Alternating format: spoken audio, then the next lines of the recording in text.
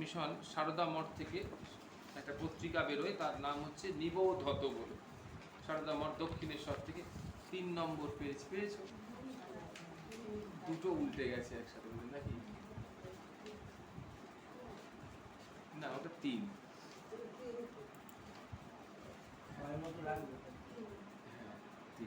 তাহলে নিবোধত সেই পত্রিকার এটা শারদীয়া সংখ্যা থেকে একটা গুরুত্বপূর্ণ কিছু কথা কি বলছে। দেহ মন বুদ্ধি দ্বারা এই যে পরিচ্ছিন্ন কথাটা আমরা এলাম, পরিচ্ছিন্ন শব্দটির অর্থ পরিচ্ছন্ন নয়, কিন্তু পরিচ্ছন্ন মানে হচ্ছে পরিষ্কার, পরিষ্কার পরিচ্ছন্ন, ক্লিনলিনেস। আর এটা হচ্ছে পরিচ্ছিন্ন, পরিচ্ছিন্ন মানে খণ্ডিত বা সীমাবদ্ধ, লিমিটেড। তাহলে দেহ মন বুদ্ধি দ্বারা পরিচ্ছিন্ন মিথ্যা অহংয়ের কাছে আমরা জন্ম জন্ম ধরে পরাস্ত হয়ে থাকি, যা আমাদের সত্য স্বরূপ বুঝতে না দিয়ে জন্ম মৃত্যুর ঘূর্ণিপাকে ঘুরিয়ে মারে। তাকে পরম সত্তার সঙ্গে মিলিয়ে দেওয়াই তাকে জয় করা। কি সুন্দর কথা, দেখো ভালো করে পড়ো। বলছে দেহ মন আর বুদ্ধি। দেখো দেহ তত্ত্ব, মন আর বুদ্ধি কটা হলো? 3টে। এই 3টে জিনিস দ্বারা পরিচ্ছিন্ন, পরিচ্ছিন্ন মানে খণ্ডিত। আসল যে সত্যটাকে এই দেহ মন আর বুদ্ধি কি করেছে? আলাদা করেছে। আমি যখন ফ্রি ছিলাম তখন কি ছিলাম? পরমাত্মা। যখনই দেহ প্রাপ্ত হলাম তখন আমার মধ্যে কে এলো? জীবাত্মা। আমি ছিলাম বিভু চৈতন্য, হলাম অনু চৈতন্য, তাই না? খণ্ডিত হচ্ছে না, কমে যাচ্ছে না অর্ধেকটা। সেই জন্য বললো দেহ মন বুদ্ধির দ্বারা পরিচ্ছিন্ন। আর পরিচ্ছিন্ন মানে কি হলো? আমার একটা নাম রূপ হলো। আগের দিন আমরা আমাদের ঋতপথে আলোচনা করছিলাম যে পরব্রহ্মের বীজ কি? যে তিনি শুদ্ধ পরাৎপর ব্রহ্ম। আমাদের রাম নাম সংকীর্তন হয়, সেখানে প্রথমেই আছে শুদ্ধ পরাৎপর ব্রহ্ম রাম। তাহলে সেই শুদ্ধ পরাৎপর ব্রহ্মের বীজ কি? ব্রহ্মের বীজ ওম, অউম ওম, এটা হলো শুদ্ধ পরাৎপর ব্রহ্মের বীজ। সেই জন্য সমস্ত মন্ত্র তার আগে কেন ওমকার উচ্চারণ করা হচ্ছে না? সবকিছুই ব্রহ্ম থেকেই সৃষ্ট, ব্রহ্মের বাইরে কেউ সৃষ্ট হয়নি, তাই ওঙ্কার দিয়ে শুরু হচ্ছে, অর্থাৎ ব্রহ্মকে স্মরণ করে তবে শুরু হচ্ছে, তাই না? সেই ব্রহ্মের সঙ্গে যিনি একদম অ্যাটাচড হয়ে রয়েছেন তিনি কে? ব্রহ্মের শক্তি, যথাগ্নের দাহিকা শক্তি। ঠাকুর বললেন দুধ বললে কি আলাদা করে সাদা বলতে হয়? তাহলে দুধ মানেই তার ধবলত্ব, তেমনি সাপ মানেই এঁকে বেঁকে চলা, বিষ মানেই তার মারণ শক্তি, নাম মানেই তার তারণ শক্তি। নাম মানে নাম তারণ করবে, তাই না? ঠিক সেই রকম ভাবে আমাদের কি হয়েছে? বিভু চৈতন্য আর অনু চৈতন্য। আমার দেহটা যদি না থাকতো তাহলে বিভু চৈতন্য আর অনু চৈতন্য আলাদা হতো না। সেরকম ভাবে ব্রহ্ম কাকে দিয়ে কাজ করছে? শক্তিকে দিয়ে। তাই শক্তির বীজ কি? রিং। রিং।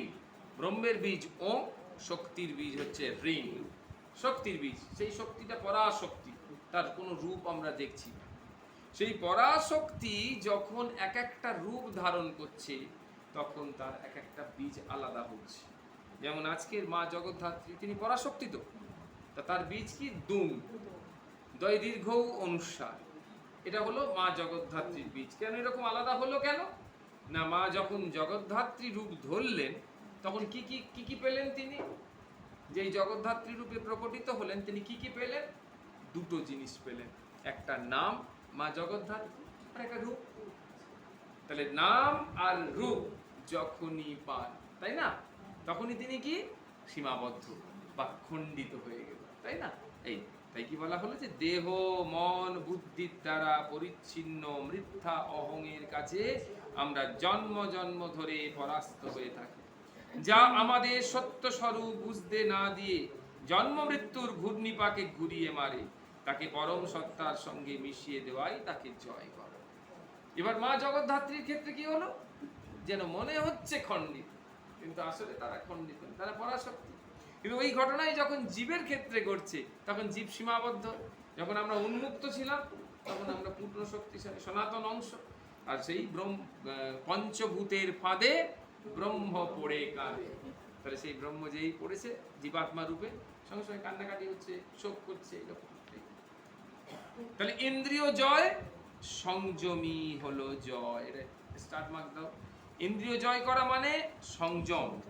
গীতা বলছেন কে কে পাবে না, শ্রদ্ধাবান, তৎপর আর সংযত, 1, 2 আর 3 মানুষ জ্ঞান লাভ করেন। কে কে জ্ঞান লাভ করেন? শ্রদ্ধাবান জ্ঞান লাভ করেন, তৎপর মানে সবসময় রেডি, আর কে? সংযত মানুষ, তিনি জ্ঞান লাভ করেন। মানুষের জ্ঞানেন্দ্রিয়, কর্মেন্দ্রিয় আর অন্তরিন্দ্রিয়। জ্ঞানেন্দ্রিয় কটা? 5টা। কর্মেন্দ্রিয় কটা? 5টা। অন্তরিন্দ্রিয় কটা? 4টি। তাহলে এই 5, 5, 4 সবই প্রবৃত্তির দাস, যা বলছে তাই করছে। যেদিকে চোখ বলছে এখন এই সুন্দর দৃশ্য মা দেখতে দেখতে চোখটা হঠাৎ দিকে চলে গেল, কানটা হঠাৎ ওদিকে চলে গেল, এই মন্ত্র শুনছিলাম কি মন প্রাণ দিয়ে ভাগবত শুনছি, কানটা ওদিকে চলে গেল, হাতটা ওদিকে চলে গেল। এই যে চলে যাচ্ছে, তার মানে আমরা আমাদের মধ্যে প্রবৃত্তির দাস। আমাদের ভেতরে যে প্রবৃত্তি, সেই প্রবৃত্তি আমাদের ইন্দ্রিয়গুলোকে নিয়ন্ত্রণ করছে। শাস্ত্র বলেন ধর্মের অবিরুদ্ধ পথে ইন্দ্রিয়গুলি জীবোচিত কর্ম করলে দোষ হয় না বটে। বোঝা গেল? কি সুন্দর কথা বলছে, ধর্মের অবিরুদ্ধ পথে, মানে ধর্মের বিরুদ্ধে নয়। আমরা ধর্ম অনুযায়ী কাজ করছি, শাস্ত্রে আমাদের যে কাজগুলো করতে বলেছে সেটাই করছি, যেগুলো করতে বলেনি সেগুলো করছি না। তাই বললেন ধর্মের অবিরুদ্ধ পথে ইন্দ্রিয়গুলি জীবোচিত কর্ম করলে, জীবোচিত আমি যে মানুষ তার যে ধর্ম, তখন দোষ হয় না বটে। কারণ প্রবৃত্তির এষা ভূতানাম নিবৃতস্তু মহাফলা। প্রবৃত্তির সংযম অর্থাৎ নিবৃত্তি অবলম্বন করলে তা মহাফল দেয়। ঈশ্বরমুখী হতে চাইলে মানুষ সচেতনভাবে প্রবৃত্তিগুলিকে রাশ টানতে চায়, সেটাই হলো সংযম। সেটাই হলো সংযম, রাশ টানতে চায়। হ্যাঁ, অত আমাদের গুরুদেব বলে দিয়েছেন যে সকালবেলায় উঠে হরিনাম সংকীর্তন করবে। দেখো আমাদের খেতে খেতে রাত 11টা, 11:30 বেজে যায়। এই রাত্রিবেলায় যদি এইরকম অসাত্বিক আহার খাই, রজগুণী তামগুণী খাবার খাই, মাংস দিয়ে প্রচণ্ড ভাত খেয়ে 8:30, 11:30, 12টার সময় খেয়ে সকালবেলায় 4টের সময় যদি উঠি, কীরকম হবে? শরীর ঢাই করবে, এরকম একটা হবে। কেন বলটা আরো 2 ঘন্টা ঘুমিয়ে নি, তামসিক প্রবৃত্তি জাগবে, তাই না? তাই জন্য এইখানে কি বললো যে জন্ম জন্ম ধরে রূপে, বর্ণে, গন্ধে পরিপূর্ণ জগতের রস আহরণ করতে করতে সততই ইন্দ্রিয়গুলো যেন ক্লান্ত হয়, নিরস্ত হয়, সংযম তখন আপনি হয়। বস্তুত ভগবত অনুরাগেরই আর একটা দিক হলো সংযম। এ যেন পূর্ব দিকে এগিয়ে পশ্চিম দিক থেকে তফাৎ হওয়া। এইটা ঠাকুর আবিষ্কার করলেন। ঠাকুর বললে কি, দেখ মনি ঋষিরা তপস্যা করছে, ধ্যানীরা যোগীরা তপস্যা করছে, তারা তো সব ছেড়ে ঈশ্বরের জন্য বেরিয়েছে। কিন্তু সংসারী লোকেরা চেষ্টা করছে যে আমাদের যখন ত্যাগ জন্মাবে, আমাদের যখন বিরাগ আসবে, সংসার বৈরাগ্য, তখন ভগবানকে ডাকবে। রিটায়ারমেন্টের পর ডাকবে না বলছে না? তাহলে আমাদের যে বৈরাগ্য জন্মাবে, আগে ভোগটোগ সব করে নি, তারপরে যখন বৈরাগ্য জন্মাবে সংসারের বিষয়ের প্রতি, তখন ভগবানকে খুব করে ডাকবো। ঠাকুর বলছেন যে এই করতে করতে আর কোনোদিনই বৈরাগ্য জন্মালো না, আর কোনোদিনই ঈশ্বর প্রীতি হলো না, আর ব্যাস চলে যেতে হবে, শরীরও টানবে না। তাহলে এইরকম পরিস্থিতি তৈরি হবে। ঠাকুর বললেন ওটা পথ। তাহলে কি পথ? বললো কি, ঈশ্বরে অনুরাগ। বিষয় বিরাগ আসুক না আসুক, ঈশ্বরে অনুরাগ। শেষকালে কি হবে? ওই ঈশ্বরের অনুরাগ রূপ বাঘ কপ কপ করে ওই বিষয়গুলোকে খেয়ে ফেলবে, বিষয় আসক্তিগুলোকে খেয়ে ফেলবে। ঠাকুর শ্রীরামকৃষ্ণের উদাহরণ সুন্দর বলছেন যে আমাদের কাজটা হচ্ছে বিষয় বিরাগ আনা নয়, ওই বিষয়টাকে কি করে ত্যাগ করতে হবে সেসব নিয়ে আমাদের অত চিন্তা নেই। আমার চিন্তা হচ্ছে ভগবানের নাম, আমার চিন্তা হচ্ছে ভগবানের স্থানে যাওয়া, আমার চিন্তা হচ্ছে ভগবত প্রসাদ খাওয়া, ভগবানের কথা শোনা, ভগবানের গান গুণগান কীর্তন করা, ভগবানের যারা ভক্ত তাদের সঙ্গ করা, এটাই আমার কাজ। এই করতে করতে আপনা হতেই আমাদের সব খোলসগুলো ত্যাগ হয়ে যাবে। গাছের যে খোলস ত্যাগ হয়, বাকল নির্মোচন, তাই না? ওটা কি, ওটা বিজ্ঞানের কোন কাজ? ওটা এক প্রকারের রেচন, এক্সক্রিশন। ওই এক্সটেনশনের নির্দিষ্ট সময় হলে তোমাকে বলতে হবে না, বেলপাতাকে কি বলতে হয় বেল গাছকে, এই তোমার সব পাতাগুলো ঝরিয়ে ফেলো, তো এখন নতুন পাতা গজাবে। ও দেখা যাবে ওই পাতা সারা গাছ জুড়ে তুমি ছুঁড়লেও কিছু পাবে না, একদম গোটা গাছ পাতা, কিচ্ছু নেই। যে দুটো একটা পাতা পাচ্ছ, সে দুটো নিয়ে আসলে, বাড়িতে নিয়ে আসলে একটা পড়ে রইল পাতা। কিন্তু তারপরে আপনা হতেই, তপস্যা টপস্যা করে নয়, আপনা হতেই দেখবে গাছ ভর্তি সবুজ পাতা। যদি একদম সিস্টেমে চলছে, পুরো কোনো প্রার্থনা টার্থনায় হচ্ছে একদম, তাহলে সেই রকম বলছে তোমার যদি ভগবত অনুরাগ বৃদ্ধি পায়, তাহলে ঈশ্বর যখন অনুরাগ হবে তখন বিষয় বিরাগ আপনা হতেই আসবে। ঠাকুর উদাহরণ দিলে কিরকম দাদা বোঝা যাচ্ছে? ঈশ্বরের অনুরাগটা বাড়াতে হবে, নাম জপ এইগুলো সমস্ত ডাকতে হবে, সৎ পথে চলা, ভালো মানুষদের সঙ্গে, যখন দেখতে পাচ্ছি বুঝতে পারছি যে এই মানুষটার সঙ্গ ভালো না, তার সঙ্গ ত্যাগ করতে, এই মানুষটা আমাকে ঠকাতে চাইছে, আমি আস্তে আস্তে তার থেকে সরে থাকবো। সেগুলো আমার মনের মধ্যে প্রতিক্রিয়া তৈরি করছে, আর সেই প্রতিক্রিয়াগুলো আমার ঈশ্বর লাভের পথে অন্তরায়। এই লোকটার সঙ্গে কথা বললেই আমার সাথে তর্ক করে, সবসময় তর্ক করে, তাহলে আমাকে কি করতে হবে না, এই লোকটাকে একটু মানসিকভাবে এড়িয়ে চলতে হবে, কায়িকভাবে নয়। কায়িকভাবে এড়িয়ে চলতে পারবো না, আমাকে একটু মানসিকভাবে এড়িয়ে চলতে হবে। যে এই কথা বললেই দেখি তর্ক করে, কথা বললেই দেখি একটা সামান্য কথা বললাম, এতগুলো অপ্রাসঙ্গিক কথা বলবো, তাহলে আমি ওর সাথে এইরকমভাবে করবো না। একটু কায়িক যদি না সরতে পারি, মানসিকভাবে বাচিকভাবে তার থেকে সরে চলতে হবে। এই যে আমি যে পন্থাটা অবলম্বন করছি, সেগুলো সবই ভগবত অনুরাগের পন্থা। কারণ এই যদি আমি তর্কে প্রবৃত্ত হই, আমি আমার ইনস্টিংক্ট, আমার জৈব ধর্ম অনুসারে আমি আমার মতটা প্রতিষ্ঠা করতে চাই, আর ওর মতটা প্রতিষ্ঠা করতে চাই, এই যে তর্কের ফলে আমার সময়ও নষ্ট হয়, ভাবও নষ্ট হয়। আমি এতদিন ধরে কষ্ট করে ভগবত কৃপায়, গুরু কৃপায়, শাস্ত্র কৃপায়, সজ্জনদের কৃপায় আমি যেটুকু ভগবত ভক্তি অর্জন করতে পেরেছি, সেটা ওই মুখে, ওই তর্ক মুখে সেগুলো সব ড্রেনেজ হয়ে যায়। এই আধ্যাত্মিক ঊর্জার ক্ষয় হয়, শারীরিক ক্লান্তি চলে আসে, এটা অবসাদ। দিনের শেষে তক্ক টক্ক করার পর কিন্তু মানুষগুলো আমার জীবনটাকে একদম শেষ করে দিল, তাহলে এই আধ্যাত্মিক ঊর্জার ক্ষয় হয়ে গেল। তাহলে আমাকে কায়মনোবাক্যে এটাকে ত্যাগ করতে হবে। তাই বললেন কি, আমার উদ্দেশ্য হলো ঈশ্বর অনুরাগ, বিষয় বিরাগ আপনা থেকেই হবে। তাই বললো কি, ভগবত অনুরাগেরই আরেকটি দিক হলো সংযম। এ যেন পূর্ব দিকে এগিয়ে পশ্চিম দিক থেকে তফাৎ হওয়া। পশ্চিম দিক যেন আপনা হতেই তফাৎ হয়েছে, পূর্ব দিকেই আমাদের কাজ। আমরা কি দেখছি যে পশ্চিম দিক থেকে তফাৎ হলাম কি না? আমার দরকার নেই, যতটুকু এগোচ্ছি ঠিক ততটুকু আমরা পশ্চিম দিক থেকে সরে আসছি, ঠিক যতটুকু ঈশ্বরের দিকে এগোচ্ছি ততটুকু বিষয় ত্যাগ হচ্ছে, তাই না? আমার একটা আসবাবপত্র না সরালে আর একটা আসবাবপত্র আমি ঢুকবো। এই যে এইখানে স্ট্যান্ডটা এনেছি, টেবিলটাকে ডান দিকে কতটা সরিয়েছি, 8-10 ইঞ্চি সরিয়েছি বলে এই জায়গাটা এসেছি। যদি টেবিলটা যে অবস্থানে প্রথম থেকে ছিল সেখানে থাকলে ওটা আরও সরে থাকতো, না সরালে ওটা রাখতে পারতো। তো ঠিক সেরকমভাবে আমার যতটুকু বিষয় আমি সরাতে পারছি ততটুকু ঈশ্বর, যতটুকু নেই ততটুকু নেই, একদম পরিষ্কার। সেই রকম বললেন ভাগবতে আছে, ভাগবতে আছে প্রহ্লাদ হিরণ্যকশিপুকে বলছে সপ্তম স্কন্ধে, মতি না কৃষ্ণে পরত সতোবা মিথ অভিপদ্যেত গৃহব্রতানাম আদান্ত গোভী বিশতাম তমিশ্রম পুনঃ পুনঃ চর্বিতো চর্বনা। কি সুন্দর কথা, দেখো আরেকবার শ্লোকটা পড়ি। মতি না কৃষ্ণে পরতো সতোবা মিথো অভিপদ্যেত গৃহব্রতানাম অদান্ত গোভী বিশতাম তমিশ্রম পুনঃ পুনঃ চর্বিতো চর্বনা। প্রথমে আগে বাংলাটা পড়ার আগে যেটুকু উপর থেকে বোঝা যাচ্ছে শ্লোক থেকে, বেশি চেষ্টা করতে হবে না। মতি ন কৃষ্ণে, যাদের কৃষ্ণে মতি নেই, পরত অন্যের উপদেশেও মতি নেই, পরত মানে অন্যের কাছ থেকে শুনে, পরত শব্দের অর্থ হচ্ছে অন্যের উপদেশের দ্বারা, আর শত মানে নিজের উপলব্ধি থেকে, তাহলে অন্যের কথা শুনে বা নিজে ভেবে যার কৃষ্ণে মতি নেই।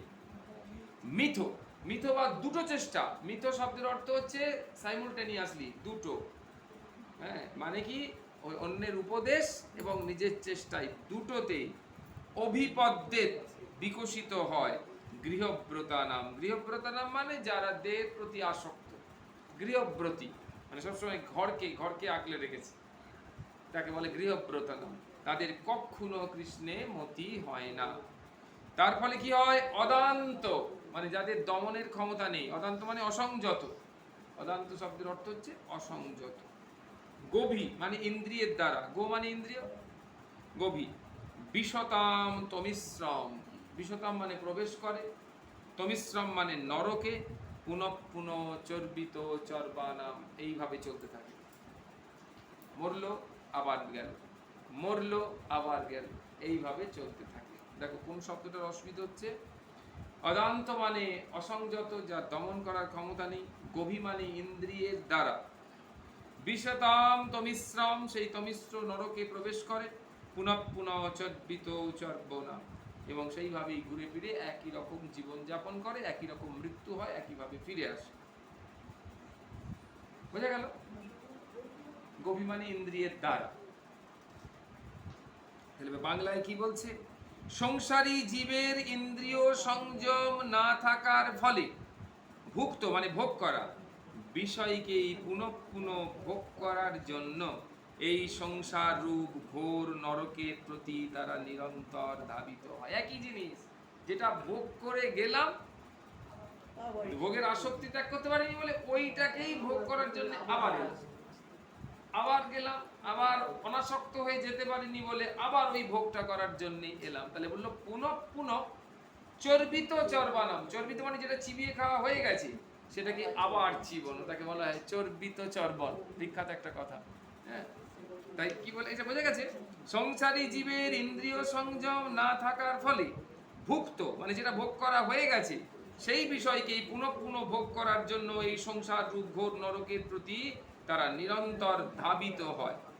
এই প্রকার বিষয়াসক্ত ব্যক্তির বুদ্ধি স্বাভাবিকভাবে অপরের শিক্ষায় বা নিজের অর্জিত জ্ঞান বা উভয় দ্বারাই প্রভাবিত হয় না। ফলে শ্রী ভগবানের কৃষ্ণের প্রতি তার মতি জন্মায় না। ওখানে শ্লোকে 1 2 3 দাও, দেখো পরতো 1 দাও, প্রথম লাইনে পরতো আছে, পেয়েছো? পরতো 1 নম্বর শ্লোকে, শ্লোকের প্রথম লাইনে মতি না কৃষ্ণে পরতো সতোবা, পরতো 1 নম্বর, শত 2 নম্বর, মিথো 3 নম্বর। পরতো মানে অন্যের উপদেশে, শত মানে নিজের উপলব্ধি থেকে বা ধ্যান ধারণা থেকে, পড়াশোনা থেকে, আর মিথ মানে দুজনের চেষ্টায়। দেখো এখানে 3টেরই মানে দিয়েছে।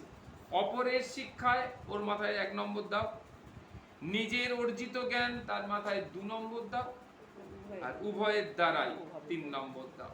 তাহলে বোঝা যাবে মানেগুলো কোথায়। খুঁজে পাওয়া যাচ্ছে না?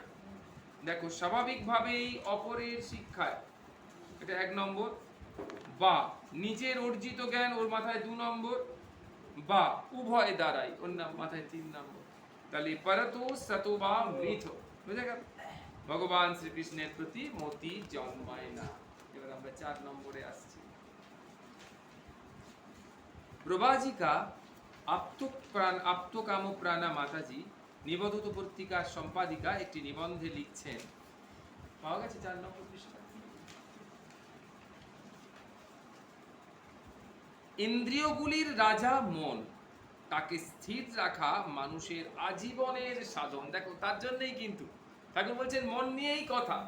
মনো এব মানুষ্যানাম কারণাম বন্ধমক্ষয়, মনটাই আসল। মনই কখনো আমাদের মুক্তির কারণ, আবার মনই কখনো আমাদের বন্ধনের কারণ। এমন কি বলছে, কি সুন্দর করে কৃষ্ণদাস কবিরাজ গোস্বামী পাদ বলছেন, বলছে গুরু কৃষ্ণ বৈষ্ণব এই 3-এর কৃপা হলো। 3-এর কৃপা হয়ে গেছে, গুরু কৃপা হয়ে গেছে, কৃষ্ণের কৃপা হয়ে গেছে, আর বৈষ্ণবের কৃপা হয়ে গেছে। আর তো কৃপা বাকি থাকে? গুরু কৃপা শক্তি পাওয়া হয়ে গেল, কৃষ্ণ মানে আমার ইষ্ট, তার কৃপা শক্তি পাওয়া হয়ে গেল, আর কৃষ্ণের ভক্তরা বৈষ্ণব, তাদের কৃপা লাভ হয়ে গেল। তবুও জীব ছাড়ে খারে যাচ্ছে। বলছে কেন? একের কৃপা বিনে। তাহলে সেটা কি না? আত্মকৃপা, মানে মনের কৃপা বিনে।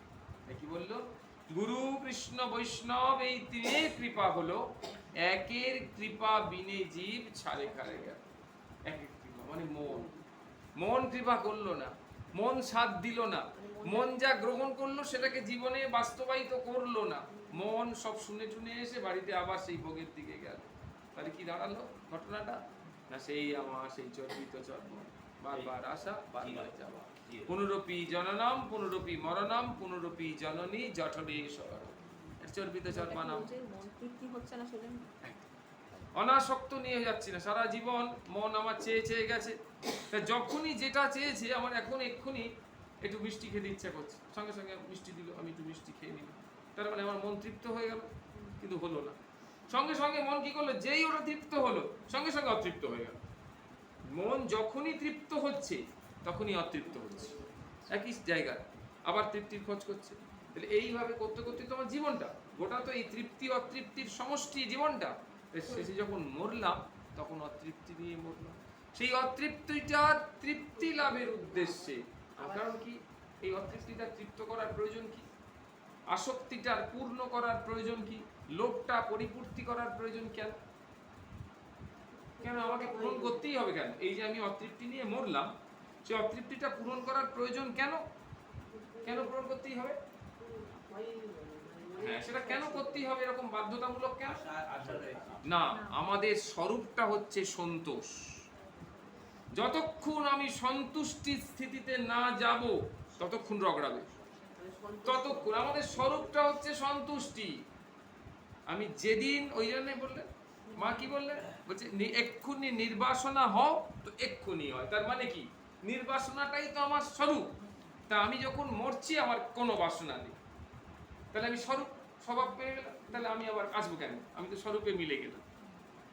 কিন্তু যদি এতটুকু বাসনা থেকে থাকে তাহলে আমি স্বরূপ থেকে বিচ্ছিন্ন।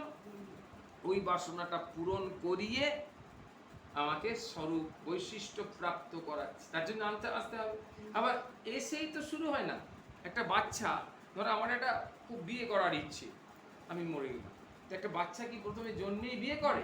তাহলে কি জন্মানোর পর হলো, বড় হলো, পড়াশোনা শেখানো হলো, কলেজে গেল, তারপরে করে, তাহলে এই এত জন্মের মধ্যে সে আবার ভোগ বাসনা জন্মে গেছে, তার কত কি ভোগ বাসনা করেছে, কত ভোগ করা হয়ে গেছে, কত পুণ্য কত পাপ সঞ্চয় হয়ে গেছে, তার সেগুলো অ্যাডিশন, তার জন্য আবার তাকে আসতে হচ্ছে। সেই জন্য বললে এর থেকে পরিত্রাণের কোনো উপায় নেই যে তুমি জন্মেই ভোগ বাসনা পরিপূর্ণ করবে, তাই না? বলে আমার খুব এক গ্লাস মদ খাওয়ার খুব ইচ্ছা, তা কি অন্নপ্রাশনে কি মদ খাওয়ায় থাকে? তাহলে ওই মদ খাওয়ার জন্য যতক্ষণ না উপযোগী হচ্ছে ততক্ষণ আমার জীবনটা চলছে, তাই না? সেই জীবনটার জন্য আবার কত কি তৈরি হচ্ছে, আবার আসতে হচ্ছে। এইভাবে আমাদের জীবনটা ঘুরছে ফিরছে বারবার। তাই বললে এর আসল কে তৃপ্ত হচ্ছে না? মন। যে হচ্ছে গ্রহণ করছে, চোখের দ্বারা এই বস্তুটা গৃহীত হচ্ছে কোথায়? মন, তাই না? এই যে আমরা এটা, এই যে কথাগুলো পড়ছি, এগুলো যে কে শুনছে? কান শুনছে, হ্যাঁ, কিন্তু স্টোর হচ্ছে কোথায়? মনে। তাই সন্তুষ্ট কান হচ্ছে না, কিন্তু কি সুন্দর কথাটা, কিন্তু বাবা কোনদিন শুনিনি এই যে কথাটা বলছে, কান বলছে না। হ্যাঁ, কিরকম সিস্টেমটা হচ্ছে? কানের ভেতর দিয়ে কথা ঢুকছে, মন নিল, মন অনুভব করলো, কি সুন্দর কথা বলে, আমি এই কথা এত সুন্দর লেগেছে কিন্তু ধরে রাখতে পারছি না, মুখ বলে ফেললো, কি অপূর্ব হয়েছে। তাহলে এই যে বললো কেন, ও ধরে রাখতে পারিনি, কথাটা না বললে হচ্ছে না। আমরা যেমন কোনো একটা আনন্দ হলে, কিছু হলে প্রিয় মানুষকে জানাতে চাই, কিছু একটা পেলে প্রিয় মানুষকে দেখাতে চাই, সেরকম মন এত আনন্দিত হয়েছে যে এত সুন্দর কথা, এত সুন্দর ভজন হলো, এত সুন্দর প্রসাদটা খেলাম আজকে, এত সুন্দর মানুষদের সাথে মিশলাম আজকে, সেই কথাটা মন কি করছে, ধরে রাখতে পারছে না, চুপ করে থাকতে পারছে না, মন আবার সেটা কথা দিয়ে বের করছে। তাহলে কান দিয়ে নিচ্ছে, কথা দিয়ে বের করছে, তার মাঝখানে একটা বিরাট চলছে, একটা প্রক্রিয়া চলছে।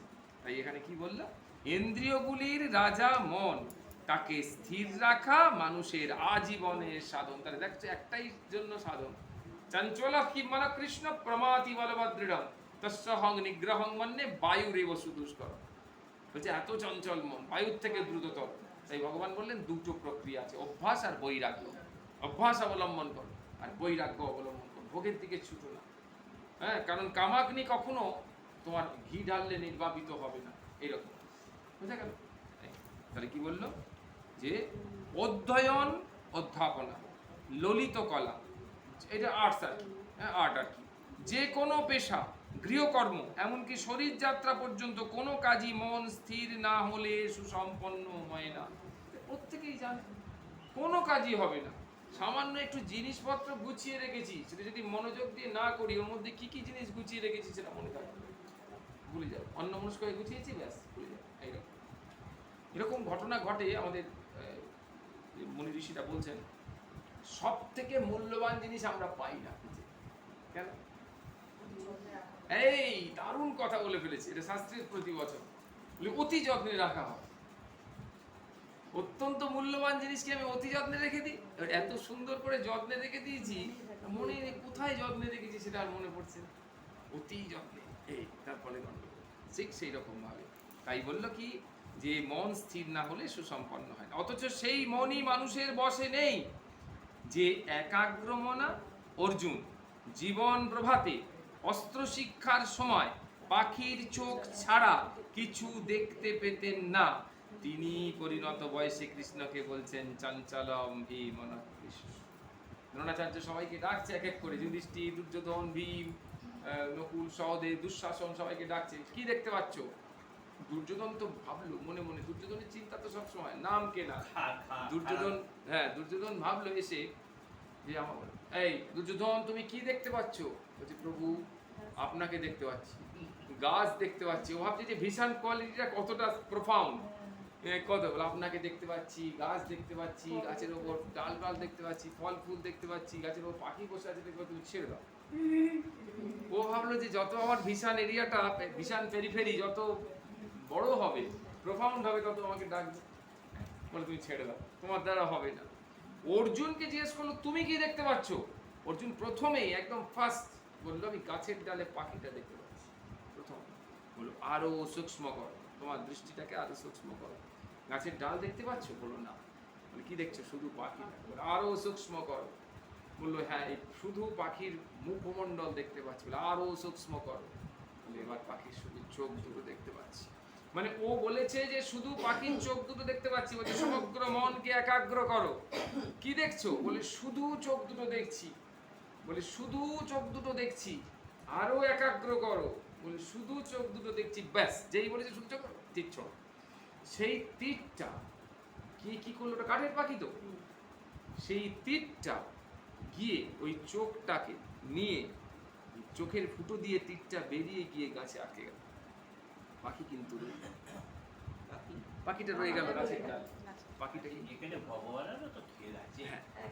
ওদের পক্ষে বিপক্ষে থাকবে, একে তুলবে। ঠিক, এটা যেমন সত্যি, এটা কিন্তু বিজ্ঞানের কথা। একটা কাঁচের বিরাট সার্সি, তুমি একটা ঢিল ছুঁড়লে কি হবে? হ্যাঁ, কাঁচটা বিভিন্ন জায়গায় ভেঙে যাবে, মানে ক্র্যাক হয়ে যাবে। ওটা একটা গর্ত হয়ে ঝুলতে হয়তো ভেতরে গিয়ে পড়লো, আর বিভিন্ন ক্র্যাক হয়ে যাবে। কিন্তু বুলেট একদম শুধু গর্ত হয়ে বেরিয়ে যাবে, কাঁচের কোথাও ক্র্যাক হবে। কেন হলো না? না, গতি। বুলেটের গতি আর ঢিলের গতি অনেক তফাৎ। বুলেটটা অনেক জোরে, মানে ফ্র্যাকশন অফ এ সেকেন্ড ওই কাঁচের ওপর আঘাত করেছে। ঢিলটা তার থেকে বেশি, ঢিলটা বেশিক্ষণ কাজ করেছে বলে ক্র্যাক হয়ে গেছে। হ্যাঁ, আর এটা একদম বিদ্ধ করে বেরিয়ে গেছে। এটা কিন্তু বিজ্ঞান বলবিজ্ঞানের একটা তত্ত্ব এটা। এই যে বলবিজ্ঞানের তত্ত্ব, ঠিক সেই রকম।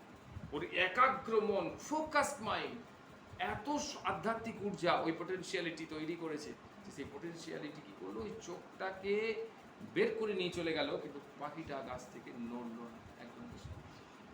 ঠিক এরকম সেই অর্জুন তার বড় বয়সে সে কি বলছে যে চঞ্চল ই মন কৃষ্ণ। মনকে তার বায়ুর মতো দুর্নিগ্রহ বলে মনে হয়েছে। সাধারণ মানুষের তো কথাই নেই। আধ্যাত্মিক সাধক মনকে জয় করতে পারলে ক্রমশ মনই গুরু হয়। ঠাকুর শ্রী রামকৃষ্ণ বলছেন শুদ্ধ মনই তোমার গুরু। শুদ্ধ মনই তোমাকে বলে দেবে, বিশুদ্ধ মনই তোমাকে বলে দেবে। তাহলে আমাদের গুরুকরণের উদ্দেশ্য কি? মনটাকে বিশুদ্ধ করা। এই যে মনকে বিশুদ্ধ করা, তার ইংরেজি হচ্ছে পিউরিফাই ইওর মাইন্ড। আরো ভালো ইংরেজি হচ্ছে ফিল্ট্রেট ইওর মাইন্ড। তোমার মনটিকে পরিশ্রুত করো। তোমার মনের মধ্যেই সব বস্তুগুলো রয়েছে, সেগুলোকে ছেকে বার করে একেবারে নিষ্কলঙ্ক করো, নিরঞ্জন। মানে ঠাকুর শ্রী রামকৃষ্ণ একটা প্রণাম মন্ত্র অভিধানন্দজি মহারাজ লিখেছেন, নিরঞ্জনম নিত্যমনন্ত রূপম ভক্তানুকম্পাং ধৃত বিগ্রহং বৈ ঈশাবতারম পরমেশমেঢ্যম ত্বম রামকৃষ্ণম শিরসা নমামি। প্রথমে বলল নিরঞ্জন, যার মধ্যে কালি নেই। বললো কাজলের ঘরে থাকলে কালি লাগবেই। উনি কি করলেন? কাজলের ঘরে ঢুকলেন। মথুর বাবুকে পরীক্ষা করার জন্য সেই বারবণিতাদের ঘরে ঢুকিয়ে দিলেন, মানে কাজলের ঘরে ঢুকিয়ে দিলেন। কাজলের ঘরে ঢুকেই ঠাকুর অর্ধবাহ্য দশায় হাত জোড় করলে, মা তুই এই রূপেও?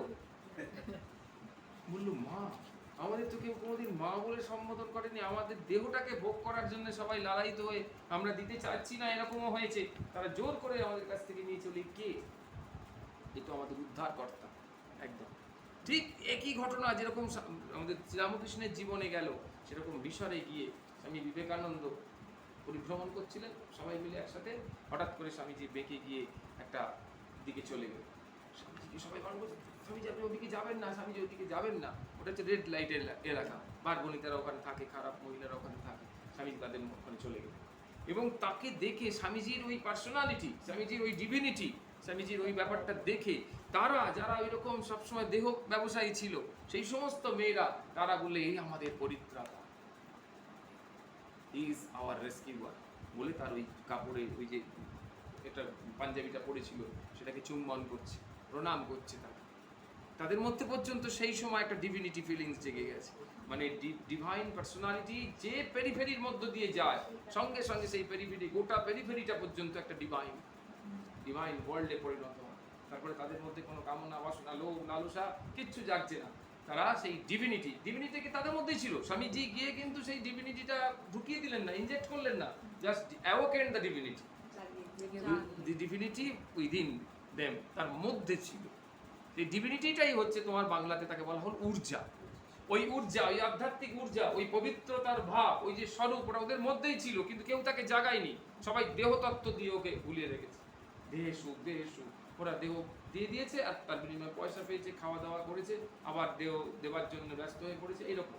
কিন্তু এর বাইরেও, এই তত্ত্বটার বাইরেও যে একটা পরম সুখ, পরমানন্দ আছে, সেইটাকে অনুভব করছে কিভাবে? কোনো কেউ কথাবার্তা বলেনি, দেখো অনুভব, একদম অনুভবে ডিভিনিটি প্রবেশ করেছে।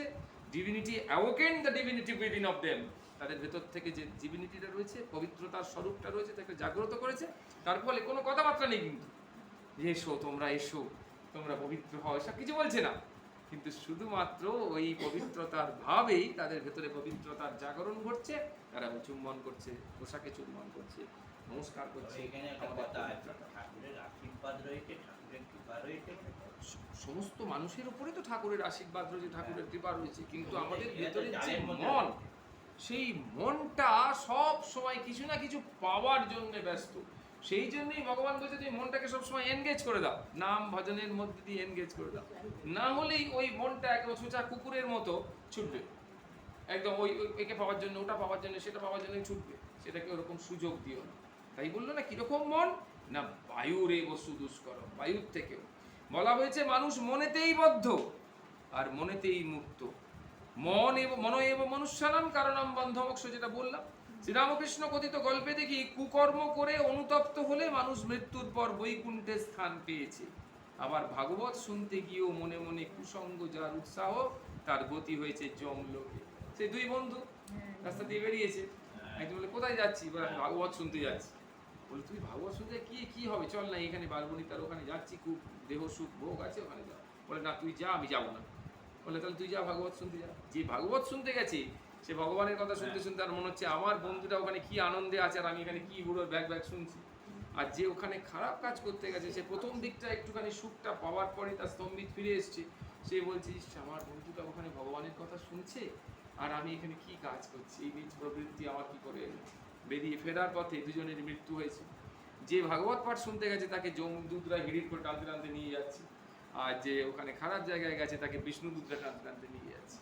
জিজ্ঞেস করা হচ্ছে যে কেন প্রভু এরকম আপনি বিচার করলেন কেন, এরকম অবিচার কেন হলো? ও তো ভাগবত শুনছিল, মূল ভাগবত আসনে বসে ওর মনটি অন্যদিকে ছিল, সেই জন্য ওকে যমলোকে স্থান হয়েছে।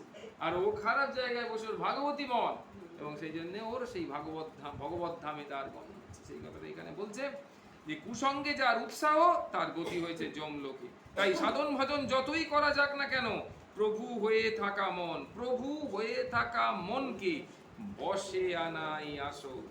প্রভু হয়ে থাকা মনটাকে বসে আনাই আসো, মনকে আয়ত্ত করাই যথার্থ জয়। প্রহ্লাদ মহারাজ দৈত্য বালকদের, যখন গুরুরা থাকতো না, প্রহ্লাদের গুরুর নাম কি? ষণ্ড আর অমর্ক, এই শুক্রাচার্যের দুই ছেলে ষণ্ড আর অমর্ক, এটা হচ্ছে প্রহ্লাদের গুরু মহারাজ। হ্যাঁ, যখনই আর কাজে বেরোতো প্রহ্লাদ মহারাজ সুযোগ পেয়ে দৈত্য বালকদের সব কৃষ্ণ ভাবনামৃত পান করাতেন, সেরকম পান করাচ্ছেন। দেখো, এবং নির্জিত সরোবর্গৈ ক্রিয়তে ভক্তি ঈশ্বরে বাসুদেবে ভগবতী ইয়া সংলভতে রতিম। সরোবর্গৈ মানে কি? ছটা। ছটা কি কি? কাম, ক্রোধ, লোভ, মোহ, মদ, মাৎসর্য, ওখানেই আছে সরোবর্গই। তো কি বলছে? কাম, ক্রোধ, লোভ, মোহ, মদ এবং মাৎসর্য, এই ষড়রিপুকে জয়ের দ্বারা যারা ভগবানের সাধন ভক্তির অনুশীলন করেন, তারা ভগবানের চরণে ঐকান্তি, রতি বা প্রেম লাভ করে। তাহলে কাম, ক্রোধ, লোভ, মোহ, মদ, মাৎসর্য এগুলো হচ্ছে অন্তরায়, বাধা দিচ্ছে, পরিপূর্ণ প্রীতি লাভ করতে দিচ্ছে না। তাহলে সেইগুলোকে যে জয় করে পেরেছে, সেই ঐকান্তিক ভক্তি লাভ করেছে। হ্যাঁ, থাকবার মধ্য দিয়ে চেষ্টা করতে হবে। এই যে প্রত্যেকটি ভক্ত, তাদের মধ্যে কামনা রয়েছে।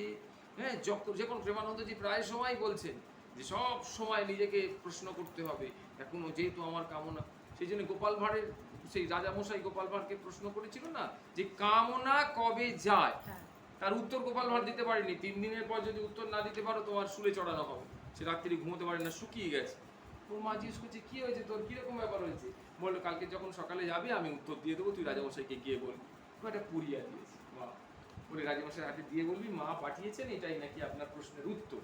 রাজামশাই বলে কি গোপাল, তুমি এনেছো? তোমার নালে শুলে চড়ানো হবে। বললো মা, বাবা রাজামশাই আমি তো উত্তর দিতে পারিনি, আমার মা উত্তর দিয়েছেন, বলেছেন কথা বলবে না, শুধু এই পুরিয়াটা দেবে। রাজামশাই খুলে দেখছেন সেখানে ছাই।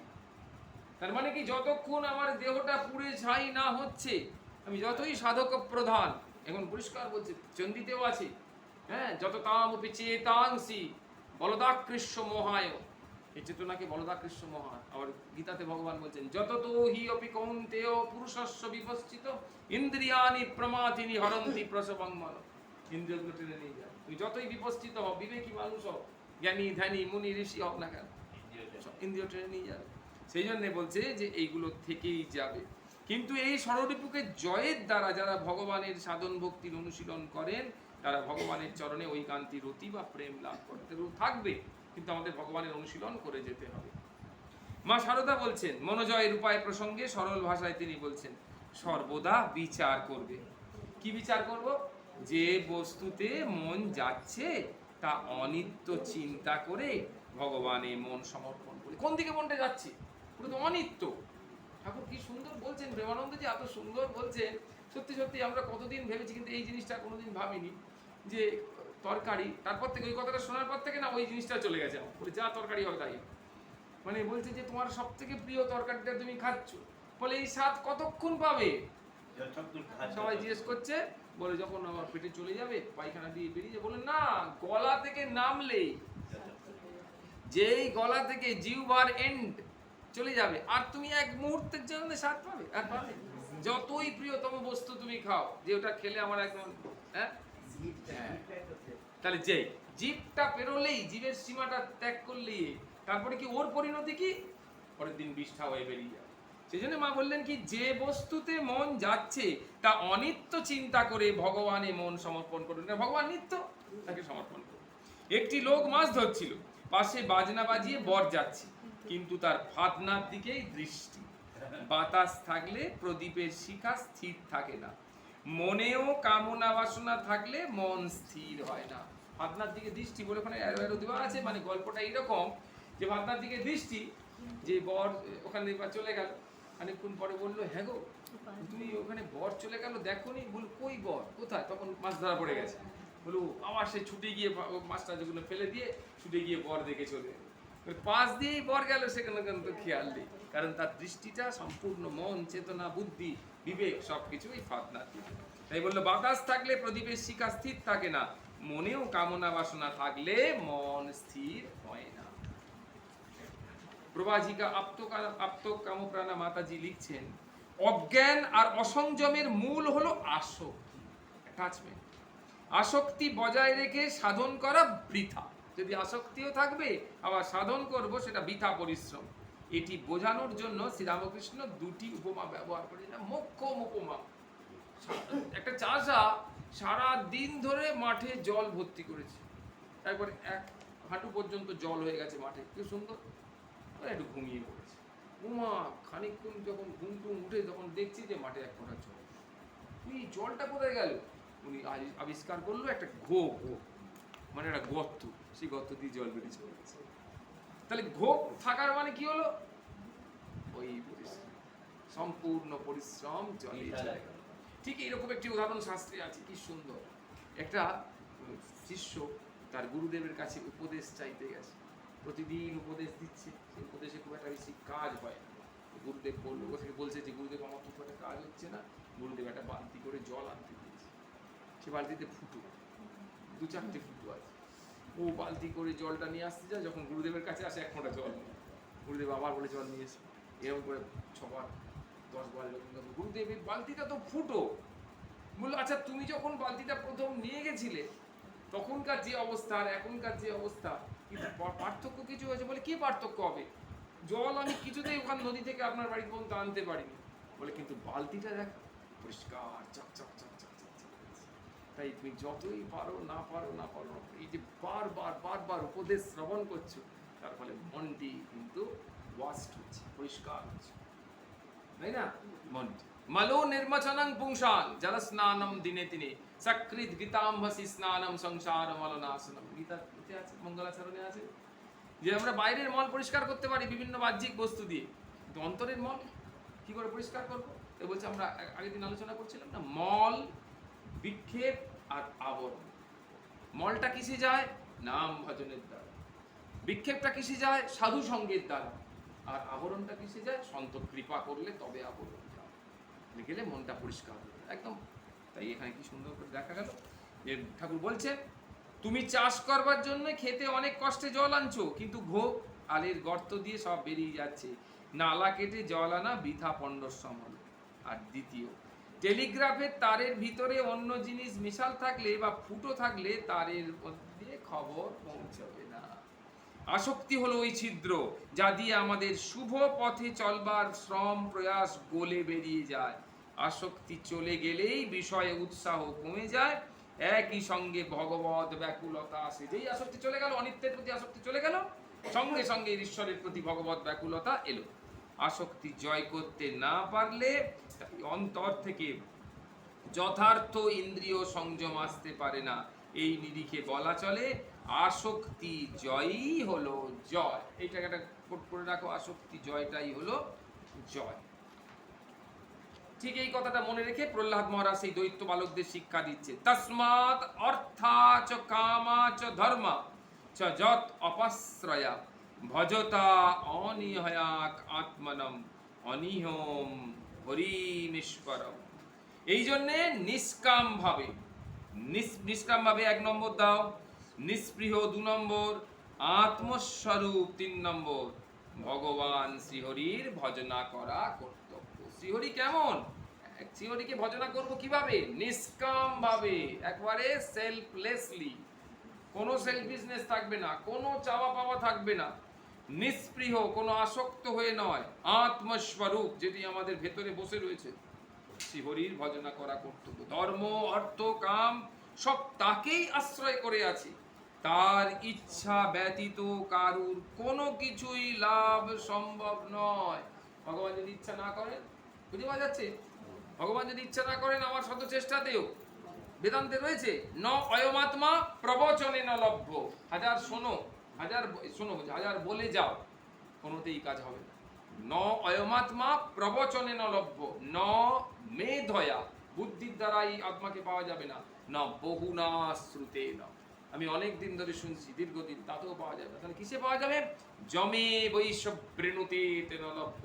ভগবান যাকে সিলেক্ট করবেন, নির্বাচন করবেন, ভগবান আমরা আগের দিন এক্ষুনি বললাম কি যোগ্যতা দেখেন না, কি দেখেন? অধীনতা আর অনন্যতা। এটা একটু মুখস্থ করে নেবে একদম, আত্মস্থ। মা আবার মুখস্থ করতে বারণ করতে বলবেন, আত্মস্থ করো। তাহলে কি বললেন? ভগবান যোগ্যতা দেখেন না, দেখেন কি? অধীনতা আর অনন্যতা, যে আমাকেই ভালোবাসে, আমাকেই নির্ভর করে, আমিই ভরসা, আমি একমাত্র আশ্রয়। আর কি? অধীনতা, যে সে কতটা ওবিডিয়েন্ট, কতটা আশ্রিত, কতটা শরণাপন্ন, কতটা দীন, কতটা নির্ভরশীল, কতটা সরলভাবে আমাকে আশ্রয় করে আছে, সেইটা দেখ। প্রহ্লাদ মহারাজ কি বললেন তাহলে? যে এই জন্যে নিষ্কামভাবে নিষ্প্রিয় আত্মস্বরূপ ভগবান শ্রীহরির ভজনা করা কর্তব্য। ধর্ম অর্থ কাম সব তাকেই আশ্রয় করে আছে, তার ইচ্ছা ব্যতীত কারুর কোনো কিছুই লাভ করা সম্ভব নয়।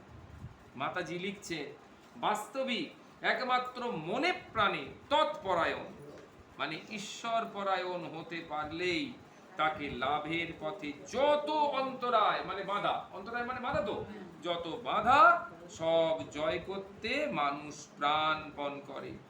দীপ্ত শিরা জলরাশি মিব, জলরাশি মিব মানে ছোটে, সমস্ত মানে কি যত জলরাশি আছে যদি একটু বাঁধা খুলে দাও, একটা সামান্য বিরাট পাথর পড়েছে আটকে গেছে জল, একটু শুধু খুলে দাও,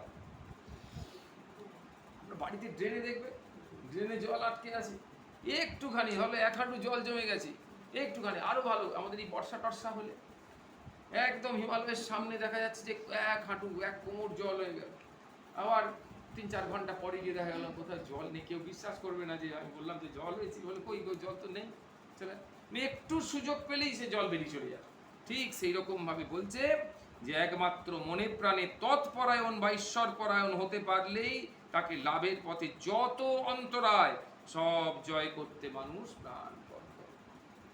ভাগবতে প্রহ্লাদি হিরণ্যকশিপুকে বলছে, কি সুন্দর বলছে দেখে, দস্যুন পুরা স্বর্ণ বিজিত লুম্পন্ত লুম্পত লয়সু ময়পয়ত লুম্পত মন্নন্ত একে স্বজিতা দিশ দশ জিতাত্মন জিত আত্মন গস্য সমস্য দেহিনা সাধু সমোহ প্রভবা কুত পরে। নিজের সর্বস্ব লুণ্ঠনকারী, কে সর্বস্ব লুণ্ঠন করেছে? 6 ইন্দ্রিয় রূপী দস্যু। 6 আবার ইন্দ্রিয় কোথায়? 5টা জ্ঞানেন্দ্রিয় আর মন, 5টা জ্ঞানেন্দ্রিয় আর মন, 6 ইন্দ্রিয়। দস্যুকে আয়ত্রে না এনে যে মনে করে আমি 10 দিক জয় করে ফেলেছি, সে মূর্খ। সমস্ত প্রাণীর প্রতি সমভাবাপন্ন জ্ঞানী এবং জিতেন্দ্রীয় মহাপুরুষের কিন্তু অজ্ঞানজ এই 6 রিপুরই ধ্বংস হয়ে যায়। কার ধ্বংস হয়ে যায় না? সমভাবাপন্ন জ্ঞানী, ওটা 1 নম্বর, আর 2 নম্বর হচ্ছে জিতেন্দ্রীয় যে মহাপুরুষ, তার কি হয়? এই 6 রিপুই ধ্বংস হয়ে যায়। 6টা রিপুই তাদের ধ্বংস হয়ে যায়। বাইরে শত্রুদের তো কথাই নেই, বাইরের শত্রুদের কতক্ষণ লাগবে জয় করতে? তাদের তো দেখা যাচ্ছে, তাদের গতিবিধি জানা যাচ্ছে, কিন্তু আমার ভিতরের ইন্দ্রিয়গুলোর কি গতিবিধি, কি তাদের মোটিভ, কিভাবে সে আমাকে টেনে নিয়ে যাচ্ছে জানা যাচ্ছে। স্বামী বুধানন্দজি